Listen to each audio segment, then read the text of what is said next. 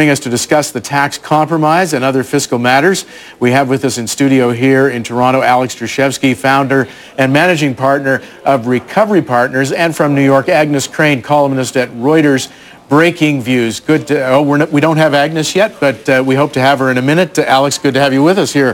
Thank you, Howard. Good to have you here with us at our new studio as well. Yeah, we're all in the pink. We're all in the pink. So what about Avery Schenfeld's latest commentary, raising U.S. GDP forecast for 2011 based on this tax cut deal? Do you think that's enough to raise a forecast on?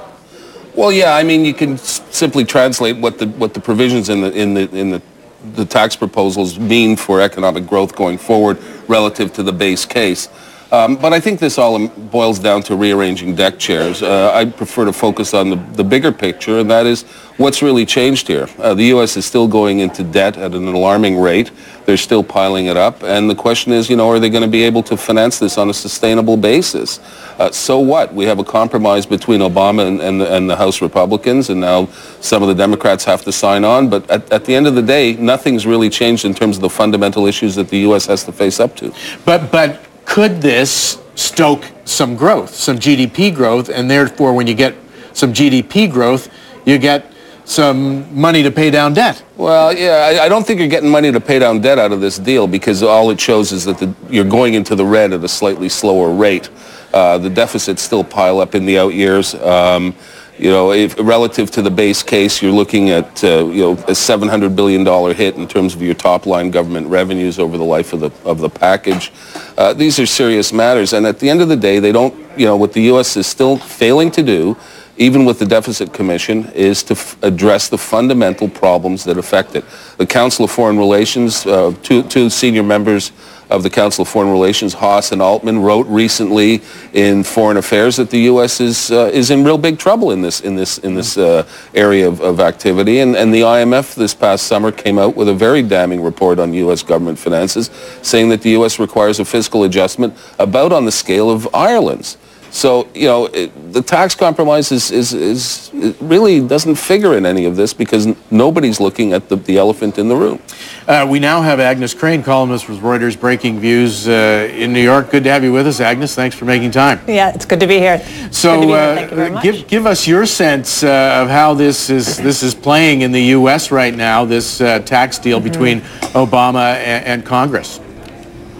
I think your other guest has it right. I think in the short term it may give, a moderate boost to growth, and that's something that, of course, markets are going to like. But, what I'm watching is what's going on in the U.S. Treasuries market right now, where yields are spiking higher, and they've been spiking higher for the last month. And I think, again, as your other guest pointed out, we still have this issue of deficits, and there is just, whether it's an inability or an unwillingness to really tackle this problem. A lot of people, there's been lots of talk about deficits, and there's been lots of deficit hawks in Washington, but I feel like this tax deal does nothing to address that problem. Alex, to you, what Agnes was saying earlier about bond yields spiking, this is really the total opposite reaction from what the Fed wanted with QE2.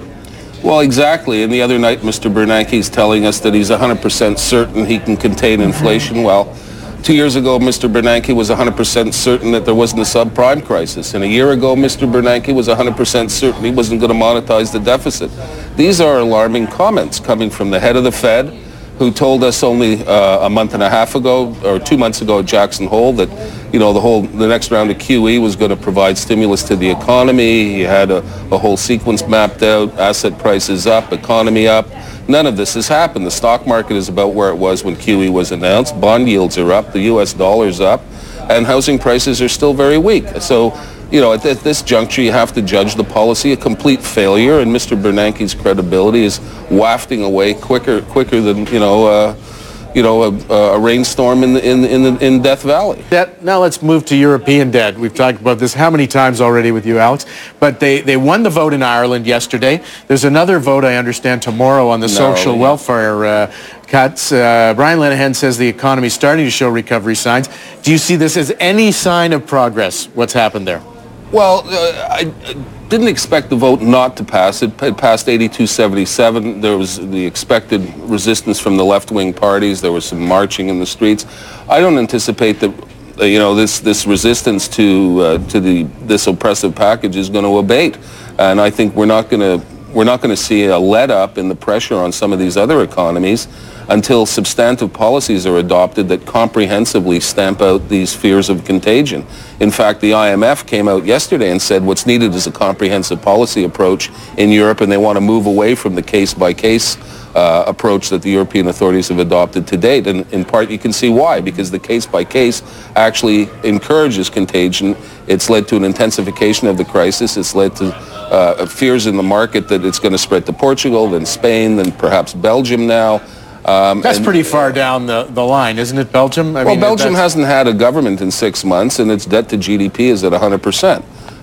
So, yeah, there is some serious lack of leadership there, and there are some serious debt issues. But the CDS numbers are way below the others. Well, they're way below the others. I mean, the key warning signs are Portugal, which the CDSs have pushed through 7%, and Spain, they've now pushed through 5%. So there's continuing erosion of confidence in these places and their ability to control their finances. Okay, folks, we have to leave it there. Good to have the two of you with me today. That's Alex Drashevsky of Recovery Partners here in Toronto and Agnes Crane of Reuters Breaking Views in New York. If you missed any of today's program, watch it online at bnn.ca/headline. Also, any comments about the show, please send us an email at headline@bnn.ca. You're watching Headline on BNN.